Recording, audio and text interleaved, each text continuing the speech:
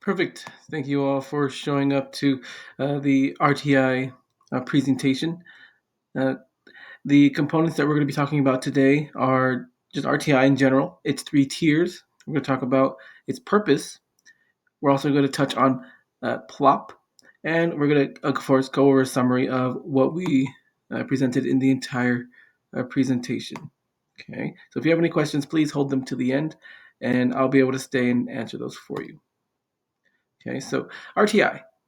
RTI is response to intervention. So typically, when we get our students, we have the data that they ended on from the previous year, and so we could pretty much check to see if they are at grade level for reading, for mathematics, and for pretty much all their subjects that they need to be screened for. So typically, for the most part, most of our students are um, right below grade level, and the goal of RTI is to ensure that students receive the services for learning and behavior difficulties.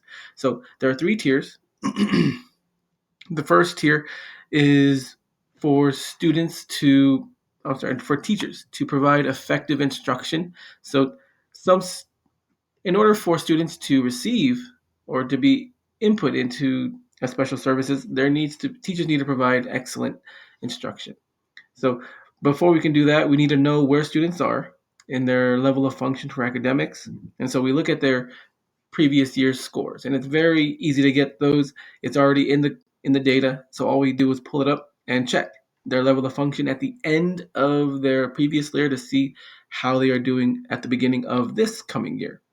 So that data usually includes some reading information, and for our district, we actually use something called the cadence, and that measures three things: oral reading fluency, or words per minute, word accuracy, and oral feedback for comprehension. So they do like a talk back where they explain what they read with meaningful details. So this is something that every student gets tested on, and it's a very generic screener, and it does provide us with data that allows us to ensure that we give students the proper intervention for their specific needs. And just as I mentioned before, this is a tiered system. So of course, the first tier is when all the students are in class. That's when teachers are providing the high quality instruction to all their students, and that's the first tier of the intervention. Teachers need to provide this. Okay, when teachers provide this, and then we screen our students to see how they're doing from that high quality instruction, we can determine, oh, okay, have students progressed, regressed, or have stayed still? Those students who have not progressed at all will be considered for tier two. Those are the students who are not responding to whole class instruction, and we'll place them in small group interventions. And again, this is tailored towards literacy. We want to ensure that students are able to read at grade level by the end of the grade level. So this is one of the main things that we focus on in class whenever we are doing our RTI interventions. It's the main focus. So when they are placed into their small group interventions, that's again small groups. We want to target their areas of opportunity for at least 6 to 8 weeks, and we want to prevent them from getting into tier three. Where if a student is pushed into tier three, that means after small group interventions, they are not making progress to their learning goals. Which again, they are still receiving their high quality instruction along with the small group assistance and support. But then now, if they don't progress through the goals for their tier two, now they'll be considered for tier three, where they'll be receiving intensive individualized instruction that targets specific skills only for them. So at this point, students, again, it's not to say that students are bad at learning. This is just for us to ensure if students need that individualized support, that they actually get it, and so that they can be at grade level or close the gap to getting to grade level by the end of the school year. Okay, so that's what it means by tier three. Again, tier one, teachers, high quality instruction. This is small group instruction, and tier three is going to be uh, individualized instruction for students. Okay, and here in one of the data shows that students in tier one, 80% of them are able to succeed after that, whole class instruction. But of course, it's not reflective for the whole entire student body. So so 15% of the student body will need tier two instruction, and then they will succeed in that. But there's a 5% student body, pretty much in all schools, that will not succeed in tier one or tier two instruction. These are students that may be qualified for services. They may have a learning disability, and we want to ensure that they are actually getting the services that they require. We don't want to leave them in whole class instruction and small group instruction or even individualized instruction if they have a learning a disability that falls under the IDEA. Okay, again, for example, dyslexia. If a student is unable to differentiate speech sounds or read words fluently at grade level, it might have to do with a learning disability called dyslexia. It affects their ability to differentiate speech sounds and read fluently.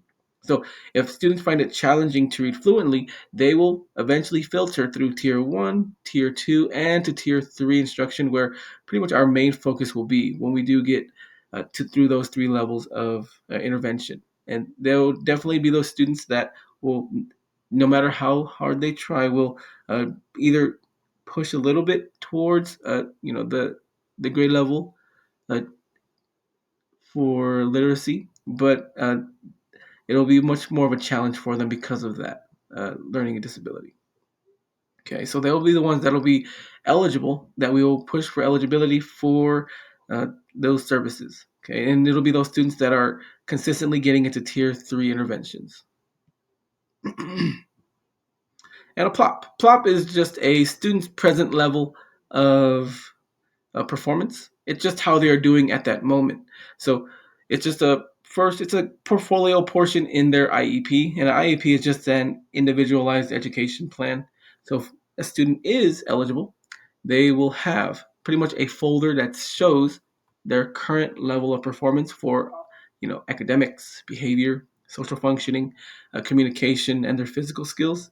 And this will help our team uh, pretty much placing them in a specific environment, maybe with a specific teacher or even with a specific group of students to help ensure that they have the pretty much maximum chance of getting an effective education. So, yes, the present level of performance is essential when we are placing students or coming up with a student's individualized education plan.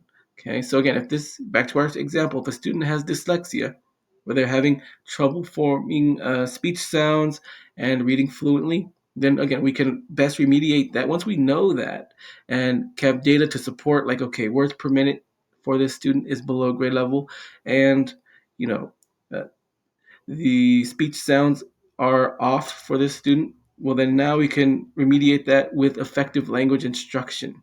Okay, so once there's a lot of strategies that we have to mitigate these learning disabilities, and all that is it depends on us actually finding and testing consistently all of our students to ensure that they are not falling through the cracks. Okay, we want to catch them as early as possible. So we don't want them to be stuck in tier three with no hopes of getting out. We want them to do the best they can, and if they are unable to because of their learning disability, we want them to get the support that they need.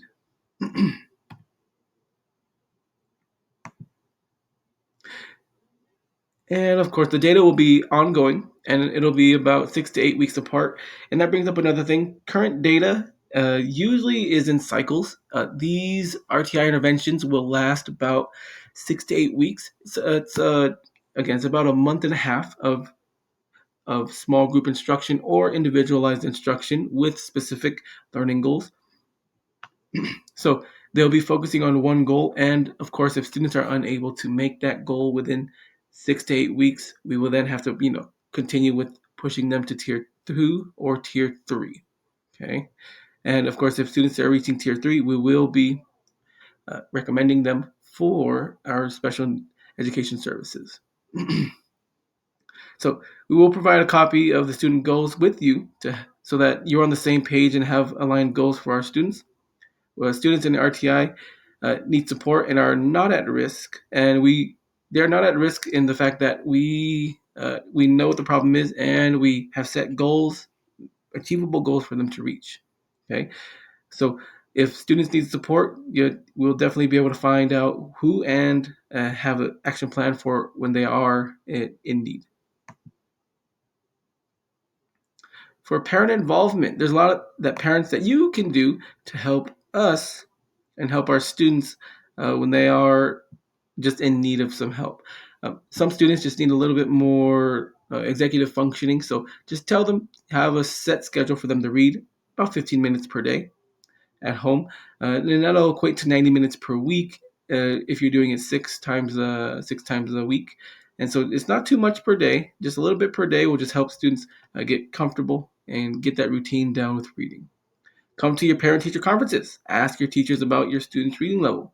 Encourage your student to come to school every day. Attendance is very important for our learners. It's very hard to catch up if you're missing instruction, and no intervention will help a student catch up if they are not showing up to school. Okay, we have bookmarks here in the presentation on the side. Go ahead and take one for your student. Get them excited for reading. Take a notebook home as well.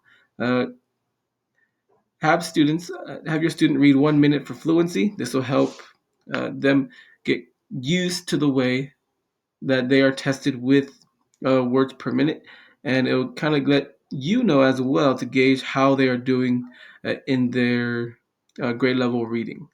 Visit the library. Go to the library and come to the book fair. Bring a book.